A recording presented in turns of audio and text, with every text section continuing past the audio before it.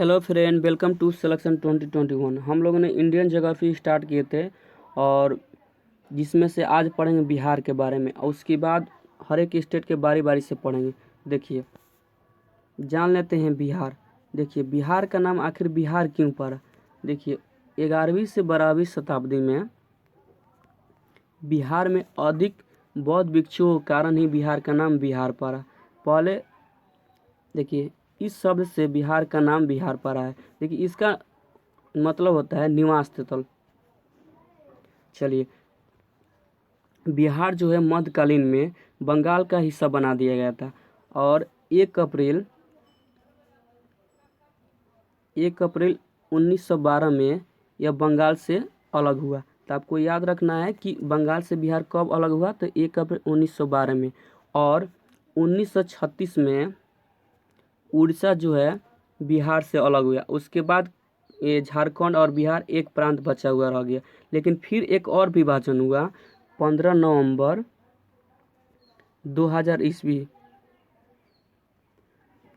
तो झारखंड अलग हो गया। तो आपको याद रखना है कि पहले बंगाल का हिस्सा था जो 1 अप्रैल 1912 से बंगाल से अलग हुआ। उसके बाद 1936 में बिहार से उड़ीसा अलग हुआ और 15 नवंबर 2000 ईस्वी को झारखंड अलग हुआ। फाइनली इसके बाद वर्तमान बिहार स्वरूप में आया। चलिए, देखिए, जान लेते हैं बिहार की दिशा के बारे में। देखिए,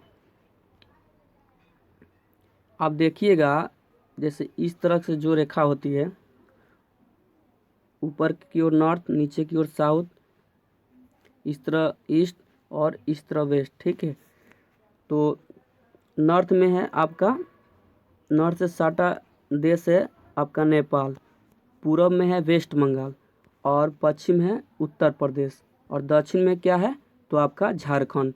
तो आपको याद रखना है कि बिहार एक ऐसा देश है जो 3 ओर से राज्य से सीमा लगती है और एक ही ओर से देश से सीमा लगती है, तो नेपाल। तो आपसे ये प्रश्न पूछ सकता है कि बिहार के पश्चिम में किस राज्य से सीमा लगती है, तो उत्तर प्रदेश। पूर्व में किस राज्य से सीमा लगती है, तो पश्चिम बंगाल से। और दक्षिण में किस राज्य से सीमा लगती है, तो झारखंड से। और उत्तर में नेपाल से इसकी सीमा लगती है। तो आप ये सीमा संबंध आपको समझ में आ चुका होगा। और एक याद रखिएगा कि बिहार के बीचों बीच से गुजरने वाला नदी कौन सी नदी है, तो गंगा नदी है। तो आप याद रखिएगा कि जो बिहार के बीचों बीच से गुजरने वाली नदी कौन सी नदी है, तो गंगा नदी है, जो बिहार को बीचों बीचों से निकलती है। और देखिए, बिहार की आकृति कैसी है, तो देखिए आपको आयताकार आकृति दिख रहा है, आपकी आयत की तरफ बिहार है। तो आप ऐसे प्रश्न पूछ सकता है कि बिहार की आकृति कैसी है, तो आयतकार है। चलिए, अब देख लेते हैं कि जो बिहार है वह उत्तर से दक्षिण की लंबाई कितनी है और पश्चिम से पूरब की चौड़ाई कितनी है। तो ये याद रखना बहुत आसान है दोस्तों। देखिए, उत्तर से दक्षिण की लंबाई है 345 किलोमीटर। तो आप ऐसे याद रखिएगा कि उत्तर से दक्षिण की लंबाई कितनी है, तो 3 4 5 ऐसे याद रखिएगा, 3 4 5। तो आपको जब ऑप्शन में दिखेगा तो आप ऐसे आसानी से बना सकते हैं। अब देखिए, इसकी चौड़ाई क्या है। इसकी चौड़ाई आपको याद रखिए, गौतम बुद्ध का जब मृत्यु हुई तो वही आपको याद रखना है, यानी 483। तो कहीं ना कहीं बिहार की चौड़ाई अधिक है और लंबाई क्या है, तो कम है। तो आपको याद रखना है कि बिहार की चौड़ाई अधिक है और लंबाई कम है। तो देखिए, गौतम बुद्ध का मृत्यु कब हुआ था, 483 BC में हुआ था। लेकिन आपको वो याद नहीं रखना है, वो 483 किलोमीटर में रखना है। आई होप कि यह लंबाई और चौड़ाई आपको याद हो चुका होगा, हमको लग रहा है। चलिए चलिए, तो हम आगे बढ़ते हैं। देखिए, अब बिहार के क्षेत्रफल के बारे में जान लेते हैं। देखिए, बिहार का क्षेत्रफल जो है 94,163 वर्ग किलोमीटर है। तो आपको याद रखना है कि बिहार का क्षेत्रफल कितना है, तो 94,163 किलो वर्ग मीटर है। और भारत का क्षेत्रफल और में बिहार का स्थान कितना है, तो 2.86। ठीक ना। तो आपको याद रखना है कि भारत का क्षेत्रफल में बिहार का स्थान कितना है, तो 2.86। और देखिए, पहले जो बिहार 12वां स्थान था, लेकिन वर्तमान समय में कितना है, तो 13वां स्थान है। क्यों? क्योंकि तेलंगाना के राज्य बन जाने के कारण बिहार का एक क्रमांक और घट गया। तो ऐसे पूछ सकता है कि बिहार का स्थान भारत में क्षेत्रफल की दृष्टि से कितना है, तो 2.16 है, और क्रमांक की संख्या में कितना है, तो 13 है। चलिए, हम लोगों ने उत्तर से दक्षिण की लंबाई में पढ़ लिया कि 345 किलोमीटर, और पूर्व से पश्चिम के लिए 483 किलोमीटर। अब बिहार की आकृति भी पढ़ लिए, तो बिहार की आकृति आयताकार है, तो आपको ये समझ में आ चुका होगा। चलिए, और ये भी पढ़ें कि बिहार की स्थिति राज्यों में कितना है, तो 13वां है। तेलंगाना के बन जाने के कारण इसका एक स्थान और घट गया है, पहले ये 12 पर था। चलिए, अब देख लेते हैं 2011 की जनसंख्या के अनुसार कि बिहार की जनसंख्या कितना है। तो देखिए, बिहार की जनसंख्या 2011 के अनुसार 10,99,44,352 है। इतना जनसंख्या 2011 के अनुसार। अब तो मतलब लगभग 13 करोड़ से भी अधिक हो गया, लेकिन 21 में जनगणना ये इसी साल होगा। ये देखिए, अब कहीं 22 में मत हो जाए, क्योंकि कोरोना की वजह से कहीं बढ़ भी सकता है। हम लोग ने बिहार के चौहदी में पढ़े ले कि उत्तर में नेपाल है, जो बिहार की सीमा एक देश से जुड़ा हुआ है, और इसके दक्षिण में झारखंड है, और पश्चिम में उत्तर प्रदेश है, और पूरब में पश्चिम बंगाल। तो आप वो पहले ही हमें बता दिए। देखिए, बिहार का प्रशासनिक के बारे में देख लेते हैं कि बिहार की प्रशासन। देखिए, बिहार में द्वि सदन है। द्वि सदन के मतलब है कि विधानसभा और विधान परिषद भी है। देखिए, बिहार में विधानसभा की सीटों की संख्या 243 है। तो आप याद रखिएगा, बिहार में विधानसभा की सीटों की संख्या कितना है, 243, और विधान परिषद की सीटों की संख्या कितना है, तो 75 है। और देखिए, जो लोकसभा का चुनाव होता है उसमें बिहार की सीट कितना है, तो 40 है, और राज्यसभा की सीटें कितना है, तो 16 है। तो आप ये याद रखिएगा कि विधानसभा की सीटों की संख्या 243 है, और विधान परिषद की सीटों की संख्या 75 है, और बिहार में लोकसभा की सीटें कितना है, 40 है, और राज्यसभा की सीटें कितना है, तो 16 है।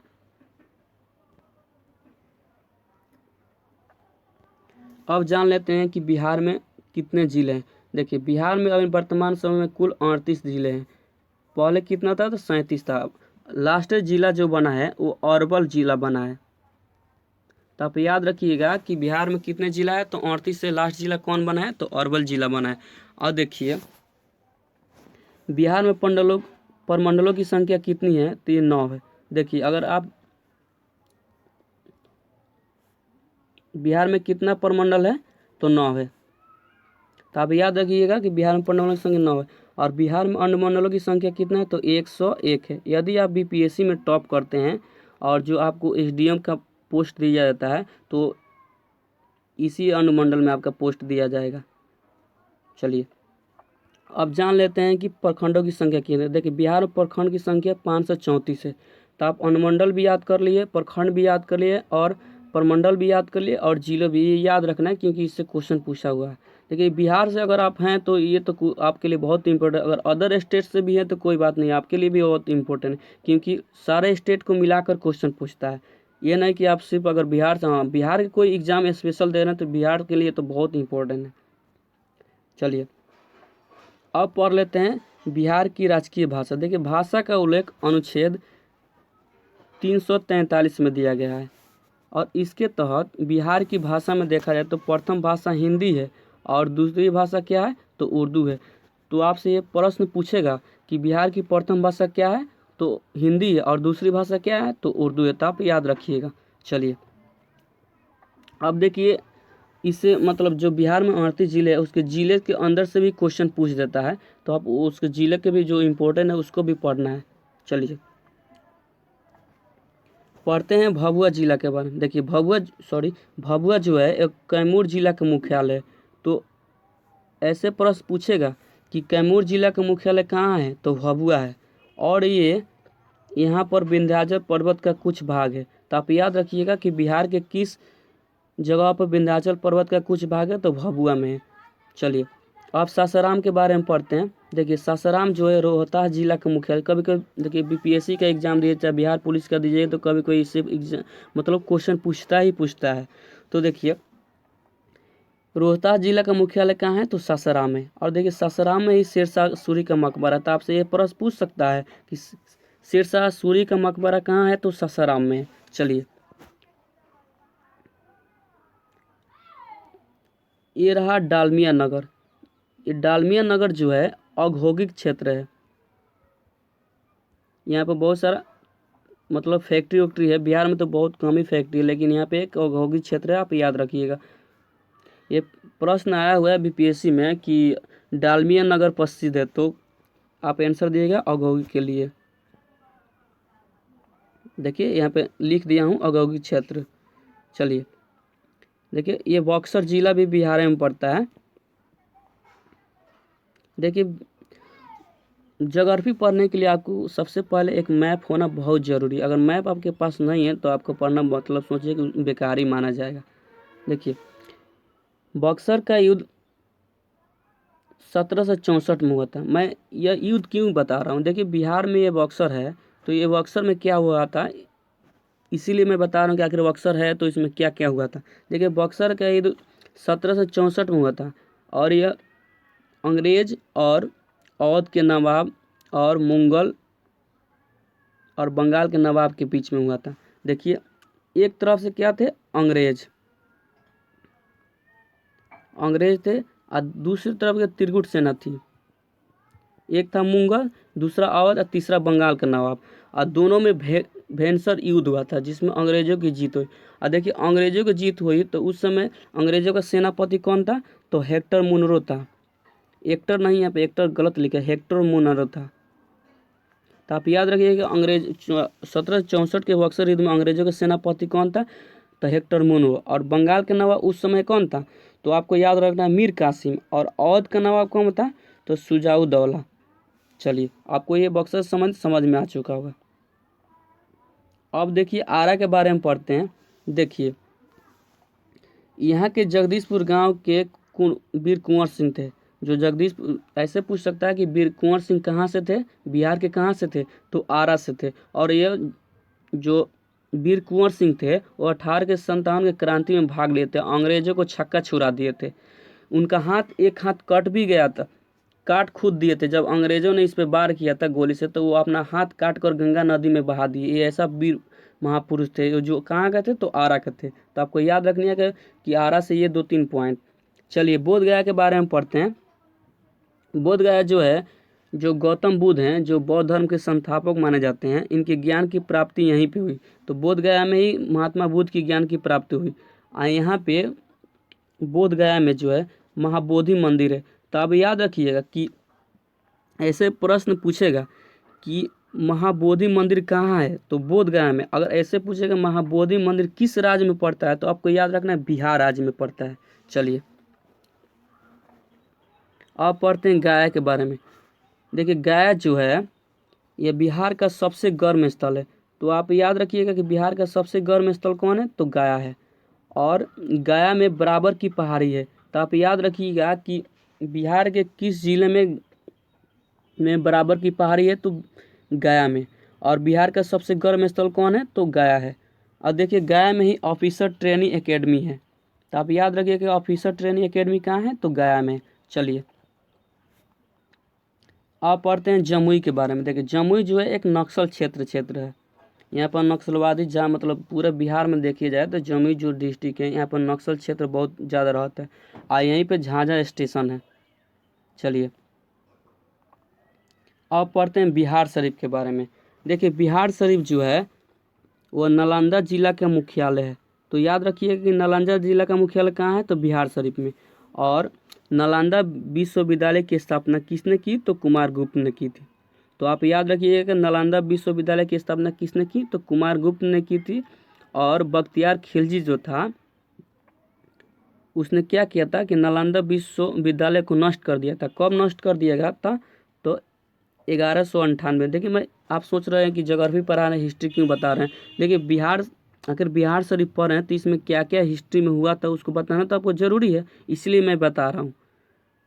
और ये जो बख्तियार खिलजी था, ये किसका दास था, तो कुतुबुद्दीन ऐबक का दास था। और कुतुबुद्दीन ऐबक किसका दास था, तो गौरी का दास था। चलिए, अब पढ़ते हैं भागलपुर के बारे में। देखिए, भागलपुर में विक्रम विश्वविद्यालय था। जो विक्रमशिला विश्वविद्यालय था वो कहाँ था, तो भागलपुर में था। और वो किसने बनवाया था, तो राजा धर्मपाल ने बनवाया था। तो आप याद रखिएगा कि विक्रमशिला विश्वविद्यालय कहाँ है, तो भागलपुर में था, अभी भी है लेकिन वो टूट टूट चुका है, खराब हो चुका है। और किस राजा ने बनवाया था, तो राजा धर्मपाल ने बनाया था। तो आप याद रखिएगा। चलिए अब कटिहार के बारे में पढ़ते हैं। देखिए कटिहार में जूट उत्पादन होता है। तो आपसे ये प्रश्न पूछेगा कि बिहार के किस जिला में जूट उत्पादन होता है, तो कटिहार में होता है। और यहाँ पर कुर्सेला में कोसी नदी गंगा मिल जाती है। तो ये आपसे प्रश्न पूछ सकता है कि कोसी नदी किस नदी में मिलती है, तो गंगा नदी मिलती है। और कोसी नदी गंगा में जब मिलती है तो किस जगह मिलती है, तो कुर्सेला में। तो आप याद रखिएगा कि कोसी नदी तो गंगा मिलती है, तो सबसे पहली बात है। और कोसी नदी को बिहार का शोक नदी भी कहा जाता है। क्यों कहा जाता है, क्योंकि यह मार्ग बदलने के काफ़ी कुख्यात है। तो कोसी नदी गंगा में कहाँ मिलती है, तो कुर्सेला में मिलती है, कटिहार के पास कुर्सेला में। चलिए किशनगंज के बारे में पढ़ते हैं। देखिए किशनगंज जो है बिहार के सबसे पूर्वी जिला है। और ये ऐसा जिला है जो दो देश से मिलता है। एक बंगाल देश से नहीं, एक बंगाल और एक नेपाल से मिलता है। आप याद रखिए दो देश से नहीं मिलता है, एक पश्चिम बंगाल से मिलता है और एक नेपाल से मिलता है। तो आपको याद रखिएगा कि पूछेगा क्वेश्चन कि नेपाल से सटने वाला जिला कौन है, तो ये आपको किशनगंज याद रखना। और किशनगंज में जो है बिहार में सबसे ज़्यादा बारिश कहाँ होती है, तो किशनगंज में होती है। तो आप याद रखिएगा कि बिहार में सबसे ज़्यादा बारिश कहाँ होती है, तो किशनगंज में। चलिए अब पढ़ते हैं पूर्वी चंपारण के बारे में। देखिए पूर्वी चंपारण जो है वो मोतिहारी जिला का है मुख्यालय है। तो आपको याद रखिएगा कि पूर्वी चंपारण किसका मुख्यालय है, तो मोतिहारी जिला का। और पूर्वी चंपारण में रक्सौल एयरपोर्ट है। तो आपसे ये प्रश्न पूछ सकता है कि रक्सौल एयरपोर्ट कहाँ है, तो ये पश्चिमी चंपारण में। ऐसे पूछेगा किस राज्य में है, तो आपको याद रखना है बिहार में। चलिए और पश्चिमी चंपारण पढ़ते हैं। देखिए पश्चिमी जो चंपारण है क्षेत्रफल के दृष्टि से सबसे बड़ा जिला है। तो आप प्रश्न पूछेगा कि क्षेत्रफल की दृष्टि से सबसे बड़ा जिला कौन है, तो पश्चिमी चंपारण है। और पश्चिमी चंपारण में वाल्मीकि और उदय राष्ट्रीय उद्यान है। देखिए आपकी बार पूछा था बीपीएससी 2020 में कि वाल्मीकि जो राष्ट्रीय उद्यान है वो कहाँ है, तो पश्चिमी चंपारण में। तो आप याद रखिएगा। चलिए अब छपरा के बारे में पढ़ते हैं। देखिए छपरा जो है सारण जिला का मुख्यालय। तो आप याद रखिएगा छपरा जिला किसकी मुख्यालय, तो सारण जिला का। और घाघरा जो नदी है सारण में आकर गंगा मिल जाती है। तो आप याद रखिएगा कि घाघरा नदी किस नदी में मिलती है, तो गंगा नदी में मिलती है पहली बात। और कहाँ मिलती है, तो छपरा मिलती है। चलिए अब पढ़ते हैं पटना के बारे में। देखिए पटना जो है बिहार की राजधानी है। सबसे पहले बात कि पटना क्या है, बिहार की राजधानी है। और बिहार के मुख्यमंत्री कौन है, तो नीतीश कुमार जी हैं। और राज्यपाल कौन है, तो फागू चौहान है। तो ये आप 3 पॉइंट याद रखिएगा। और देखिए जो पटना नाम है उसकी स्थापना किसने की, तो शेरशाह सूर्य की। कब की, तो 1541 में। तो आप याद रखिएगा कि पटना शब्द या पटना की स्थापना किसने की, तो शेरशाह सूर्य ने की। कब की थी, तो 1541 ईस्वी में की थी। और यहीं पे 1857 की क्रांति, पटना इसी 1857 की क्रांति में पीर अली जो एक पुस्तक विक्रेता थे उसने अपनी भाग ली थी। यहाँ पे लिखिएगा 1857 मिस्टेक हो गया है। जो पटना में एक पीर अली थे जो एक पुस्तक विक्रेता थे वो यहीं से 1857 में भाग लिए थे। चलिए अब पढ़ते हाजीपुर। देखिए हाजीपुर जो है वैशाली जिला का मुख्यालय है। वैशाली जो है विश्व का प्रथम गणतंत्र था। तो आप याद रखिए कि विश्व का प्रथम गणतंत्र कौन था, तो वैशाली था। और वैशाली जिला का मुख्यालय कहाँ है, तो हाजीपुर में है। चलिए मुंगेर के बारे में पढ़ते हैं। देखिए मुंगेर में जो है हथियार उद्योग माने हथियार की फैक्ट्री है। और यहाँ पर हथियार बनाया जाता है। और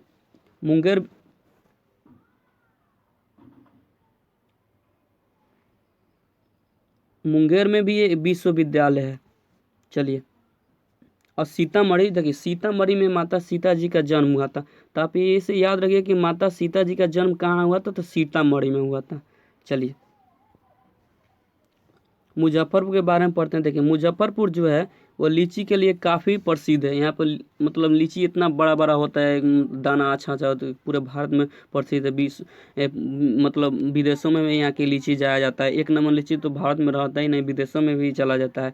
देखिए सिवान जिला के बारे में पढ़ते हैं। देखिए जो भारत देश के प्रथम राष्ट्रपति डॉक्टर राजेंद्र प्रसाद थे, जो सिवाने जिला के थे और सिवान जिला के जीरादेई गाँव में थे। तो आप सिवान जिला से याद रखिएगा, देश का प्रथम राष्ट्रपति डॉक्टर राजेंद्र प्रसाद थे, जो कहाँ से थे, तो सिवान जिला के थे। और सिवान जिला के किस गांव से थे, तो जीरादेई गांव से थे, आपको याद रखना है।